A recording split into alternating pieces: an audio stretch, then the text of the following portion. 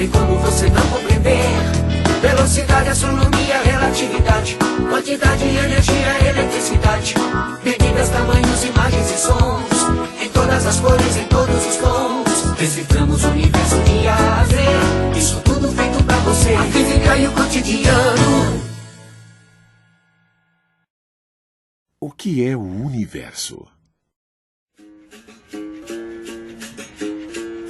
Tempo e espaço, movimento e energia, força e gravidade. Partículas, seres animados e inanimados, mundos, sonhos e estrelas, nascem, vivem e morrem. Mas afinal, qual a real compreensão que nós temos do universo?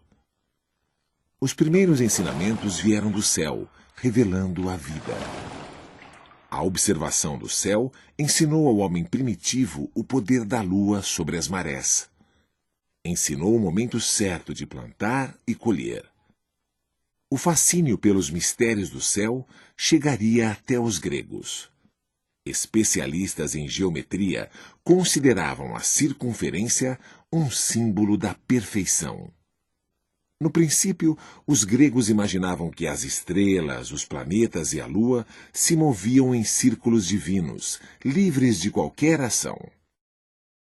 Até que em 140 d.C., um astrônomo grego chamado Cláudio Ptolomeu encontrou um meio de entender o estranho comportamento dos astros e ainda prever a posição dos planetas no céu. Ptolomeu era um cientista inquieto. Estudioso da matemática, da física e da geografia, aperfeiçoou um sistema que colocava a Terra no centro do universo. O Sol e todos os planetas giravam em torno dela. O sistema recebeu o nome de geocêntrico. O sistema de Ptolomeu admitia que cada esfera planetária descrevia uma pequena órbita circular, cujo centro descrevia outra órbita maior em torno da Terra. Essas pequenas órbitas circulares, ou pequenos ciclos, foram chamados de epiciclos. Esse modelo explicava o aparente movimento retrógrado dos planetas quando avançam e depois recuam suas trajetórias no céu. Embora basicamente errado, ele foi um sucesso porque permitia previsões que se confirmavam na orientação das grandes navegações. Mesmo sofrendo reajustes a cada nova descoberta, o sistema geocêntrico de Ptolomeu sobreviveu por 1.400 anos, guiando a filosofia, a ciência e a religião. Nesse período, a humanidade assistiu à ascensão e queda do Império Romano, às invasões bárbaras e à formação de uma sociedade feudal dominada pela Igreja Católica. Até que no século XVI, em pleno renascimento cultural na Europa, as ideias de um padre nascido na Polônia iriam revolucionar a astronomia e incomodar a própria Igreja Católica. Nicolau Copérnico, o padre, percebeu uma forma simples de atingir os mesmos resultados de Ptolomeu. Bastava substituir a Terra pelo Sol no centro do universo. Assim, foi criado o sistema heliocêntrico, no qual o Sol ocupava agora o centro do sistema e os planetas giravam ao seu redor. Pouco tempo depois da publicação de suas teorias, Nicolau Copérnico morreu aos 70 anos em 1543. Mesmo depois de sua morte, o sistema heliocêntrico de Copérnico incomodava a Igreja Católica. Se Cristo veio à Terra, ela não mereceria um lugar de destaque? Não seria especial? Por que a Terra teria que se humilhar ao Sol, como um escravo ao rei?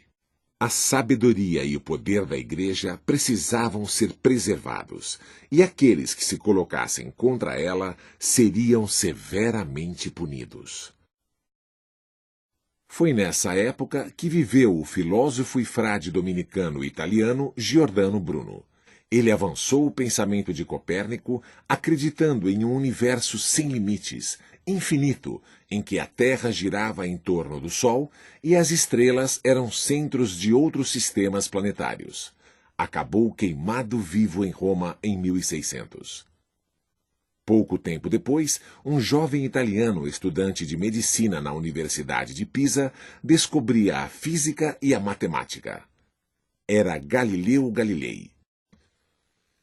Intrigado com instrumentos ópticos utilizados como microscópios e lunetas inventados na Holanda, Galileu estudou e melhorou tais dispositivos, construindo seus próprios telescópios para observar os astros. Descobriu as 4 luas de Júpiter, os anéis de Saturno, as manchas solares, as crateras e montanhas da Lua.